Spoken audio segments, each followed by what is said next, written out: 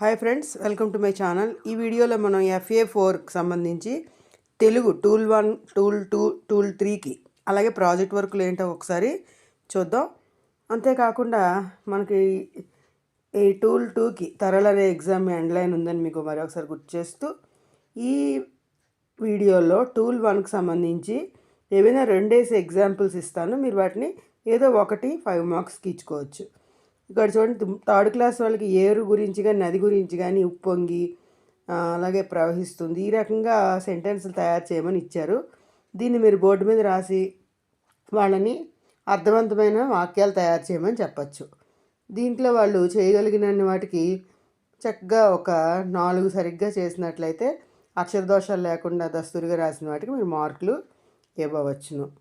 తర్వాత చూసినట్లయితే 2లో మనకి కిందినున్న వాక్యాలను ఏకవచనంలో ఉన్నవాటికి బహువచనంలోను, బహువచనంలో ఉన్నవాటికి ఏకవచనంలోను మార్చి తిరిగి అర్థవంతంగా రాయాలి. ఆ విధంగా ఈ రెండిట్లో మీరు ఏదో ఒకటి టూల్ 1కి వాళ్ళకి ఇవ్వడం, ఏదో ఒకదాన్ని మాత్రమే ఇస్తూ దాన్ని అక్షరదోషాలు లేకుండా రాయగలిగితే సరిపోతుంది. అయితే ఈ మాత్రం కూడా రాయలేని వారికి మీరు అక్కడ ఉన్న మనకి ఈ మాసపు కథలో ఈ మాసపు పాఠాలు ఉంటే వాటిని చదివించండి. అలాగే టూల్ 2కి సంబంధించి ముందుగా అనుకున్నట్లుగా తరల్ ఎండ్లైన్ అనేది మనకి ఉంటుంది. ఆ తరల్ ఎండ్లైన్కి మనకి ఇచ్చిన శాంపిల్స్లో మొన్న పెట్టినవి 1, 2 ఫస్ట్ బేస్ లైన్కి పెట్టాం, మిడ్ లైన్కి 3, 4 పెట్టాం. కనుక రిపీట్ కాకుండా ఆ 4లో ఏదో ఒకదాన్ని ఈ విద్యార్థి చేత చేయించి వారికి సంబంధించి వాళ్ళు ఏ స్థాయిలో ఉన్నారో ఆ స్థాయిని ప్రకారం వేయండి. ఏ స్థాయిలో ప్రారంభ స్థాయిలో ఉన్నప్పటికీ కూడా వాళ్ళు 1లో ఉన్నట్లుగా చూపిస్తూ మీరు ఈ మార్కులన్నింటినీ కూడా నమోదు చేసుకుంటూ ఉండాలి. అలాగే ఈ టరల్ ఎగ్జామ్కి సంబంధించి మీరు వీటికి ఈ విధంగా చేసిన తర్వాత టూల్ 3కి సంబంధించి ప్రాజెక్ట్ వర్క్లో దీనికి 5 మార్కులు ఉంటాయి. వీటిలో కూడా మీకు 2 ఇక్కడ ఉదాహరణలు ఇస్తున్నాను. మీరు ఏదో ఒక్కదాన్ని మాత్రమే తీసుకుని వాళ్ళ చేత రాయించండి. కొన్ని పదాలు ఇచ్చాము, వాటిలో మనం ఇక్కడ వర్గీకరించుకోవాలి. అలాగే నామవాచకాలు, సర్వనామాలు, క్రియలు, వీటిని చక్కగా చేసిన విద్యార్థులు మీరు 5 మార్కులు ఇస్తారు. వీటిని చక్కగా అబ్జర్వ్ చేసి వారికి దస్తూరిగా అక్షరదోషాలు లేకుండా రాసిన వాళ్ళకి 5 మార్కుల వరకు మీరు ఇవ్వవచ్చును.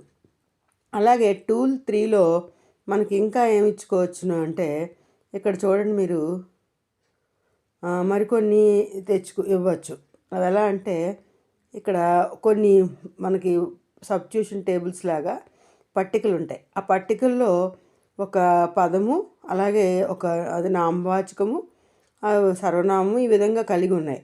వీటిని ఆవిడ వారాల పేర్లు ఇస్తూ బజారుకు వెళ్ళాడు, గుడికి వెళ్ళాడు, వెళ్ళింది, వెళ్ళారు, ఈ రకంగా ఇచ్చారు.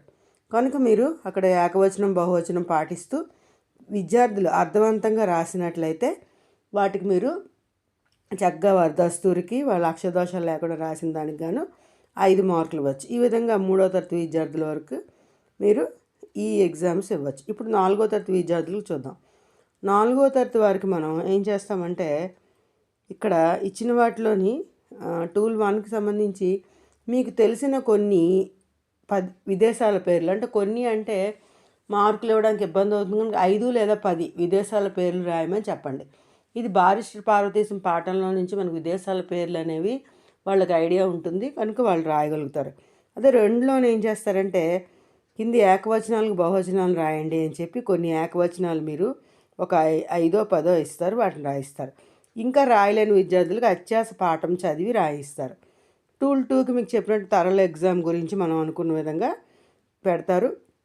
టూల్ 3 వచ్చేసరికి ఇక్కడ ఒక పట్టిక ఉంది. అది కొన్ని రాసులను కలిగి ఉంది. మనకు 12 రాసులు ఉంటాయి.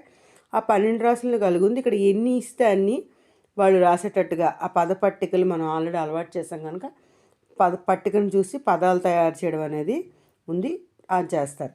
ఇక్కడ టూల్ 3లో ఇంకోటి ఏంటంటే, మీరు చేసిన ఒక ప్రయాణం గురించి, చూసిన ప్రదేశం గురించి దినచర్య రాయండి. ఇది మనం వాళ్ళకి బాగా ప్రాక్టీస్ చేస్తాం. ఆ టెక్స్ట్ బుక్లో కూడా దీని గురించి చక్కగా వివరంగా ఉంది, వాళ్ళు రాసే ఉంటారు. కనుక వాళ్ళు ఎవరెవరు వెళ్ళారు, ఏ రోజున వెళ్ళారు, ఏ వాహనాల్లో వెళ్ళారని ఒక్కొక్క వాక్యం రాస్తూ అది చూసినప్పుడు వాళ్ళు ఆ ప్రదేశాలను చూసినప్పుడు మీకు ఎలా అనిపించింది, ఏ విధంగా మీరు అనుభవాలన్నింటినీ కూడా ఒక దగ్గర చేర్చి రాయమని చెప్పండి. ఈ రకంగా టూల్ 3ని వాళ్ళు రాస్తారు. ఈ టూల్ 3లో మీకు ఇచ్చిన 2 ఎగ్జాంపుల్స్లో ఏదో ఒక ఎగ్జాంపుల్ మీరు ఫాలో అవ్వండి. అక్షర దోషాలు లేకుండా విద్యార్థులు రాసించడం 5 మార్కులు, 4 మార్కులు, 3 మార్కులు, 2 మార్కులు, అయితే 1 మార్క్ అనేది ఇస్తారు. ఓకే, ఇప్పుడు తరగతి 5 తరగతి 5కి సంబంధించి టూల్ 1కి మనకి ఇక్కడ 2 ఎగ్జాంపుల్స్ ఇవ్వదలుచుకున్నాను. ఇట్ ఈజ్ పండుగ గురించి నీ మిత్రునికి లేఖ రాయండి. మనం ఇది ఆల్రెడీ ప్రాక్టీస్ చేయిస్తాం. ఆ ఇట్ ఈజ్ పండుగ ఎన్ని రోజులు జరుగుతుంది, అందులో విచిత్రమైన పదాలు ఏంటి, వాళ్ళ సాంప్రదాయాలు ఏంటి, ఇవన్నిటినీ తన మిత్రునికి లేఖ రాసే విధంగా మీరు తయారు చేయించాలి. ఇక్కడ మిత్రుడికి లేఖ రాసేటప్పుడు ఆ లేఖకు ఉండే విధి విధానాలు ఏంటో తెలుసుకున్నాడా లేదా, ఆ డేట్ వేయడం, సంబోధించడం, ఇవన్నీ కూడా అడ్రస్ ఇవ్వడం, అవన్నీ చూసుకుని మీరు మార్కులు కేటాయించండి. ఆ తర్వాత మీరు చూసినట్లయితే వాళ్ళకి ఇక్కడ ఇంకా 2వ ప్రాజెక్ట్ కింద మనం ఏమి ఇచ్చుకున్నామంటే సూచనలు, అంటే కింది పేరాని చదివి 5 ప్రశ్నలు తయారు చేయడం. ఇక్కడ ఒక పేరా ఇచ్చాం, దసరా గురించి ఉంది. ఇది కూడా మన టెక్స్ట్ బుక్ నుండే తీసుకున్నాం. దసరా గురించి ఒక పేరా ఇచ్చి ఆ పేరాను శుభ్రంగా చదవమని చెప్పి 1 నుండి 5 ప్రశ్నలు, వాళ్ళు ఎన్ని సరిగ్గా చేయగలిగితే అన్ని మార్కులు మీరు ఈజీగా ఇవ్వచ్చు. ఒక 5 ప్రశ్నలు విద్యార్థులచే తయారు చేయమని చెప్పాలి. అవి కూడా మనం ఈపాటికే ప్రాక్టీస్ చేస్తాం కనుక విద్యార్థులు చాలా చక్కగా రాయడానికి రెడీ అవుతారు.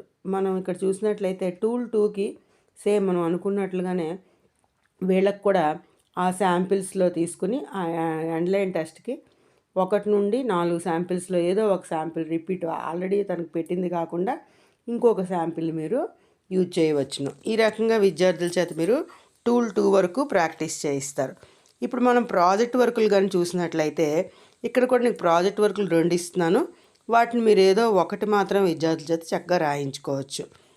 అయితే టూల్ 3కి ప్రాజెక్ట్ వర్కులు ఏంటి ఇవ్వచ్చు అంటే మనకి చూసినట్లయితే ఇక్కడ విద్యార్థుల చేత ఇట్ ఈజ్ పండుగ అనే పాఠాన్ని గురించి ఉన్నది. దాంట్లో మనకు భాషాంశాల్లో విభక్తులు విభక్తి ప్రత్యయాలు ఇచ్చాడు, వాటిని రాయాలి. విభక్తులు ఏంటి, విభక్తి ప్రత్యయాలు ఏంటి, డుమువులు, ప్రథమ విభక్తి, అలా రాసుకుని ఈ పట్టిక నింపితే వాళ్ళకి 5 మార్కులు. లేదా రెండవ దాని కింద మనం ఏమి ఇచ్చుకోవచ్చు, మీ పాఠశాలలో జరిగిన గణతంత్ర దినోత్సవం గురించి వివరించండి. మనకి మొన్న రీసెంట్గానే గణతంత్ర దినోత్సవం జరిగింది కనుక విద్యార్థులు అన్నీ కూడా ఈ మధ్య ఎఫ్ఎల్ఎన్లో పాల్గొంటున్నారు కనుక చాలా వరకు వాళ్ళు వాక్యాలు తయారు చేయడానికి రెడీగా ఉన్నారు, సిద్ధంగా ఉన్నారు కనుక ఆ వాక్యాలను చక్కగా వాళ్ళు అమరిక అన్నీ చూసి వాక్యంలో అక్షర దోషాలు లేకపోయినా చక్కగా విరామ చిహ్నాలు పాటిస్తూ రాస్తే వారికి మీరు 5 మార్కుల నుంచి 1 మార్కు లోపు ఎంతవరకు ఇవ్వచ్చు. Okay friends, thank you, bye bye.